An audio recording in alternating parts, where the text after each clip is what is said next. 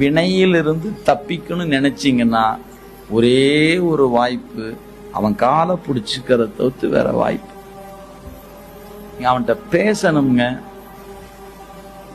அவர்கிட்ட பூசை அறையில உட்கார்ந்து பேசுங்க, சிவபூசையில பேசுங்க, மனம் விட்டு அழுங்க. அவர்கிட்ட ஆற்றால போறோம், அழுங்க. எனக்கு நான் தேரவே கூட நீ முடிவு பண்ணிட்டியா பெருமான நீ? அவர் அப்படிதான் கேட்கிறாரு. மாணிக்கவாசர் இப்படிலாம் உட்கார்ந்துட்டு அழுகிறான்னு படிச்சு பாருங்க. எத்தனை இடம் வேணும், ஒவ்வொரு இடங்களையும் ஒவ்வொரு விதமால கேட்கிறார். ஆனா முடிவா ஒன்னேதான் கேட்டுட்டார், என்ன விட்டுடார், என்ன விட்டுடார்.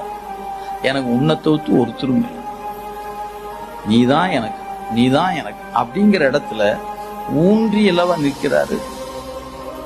அந்த உணர்வு நமக்கு வரணும்.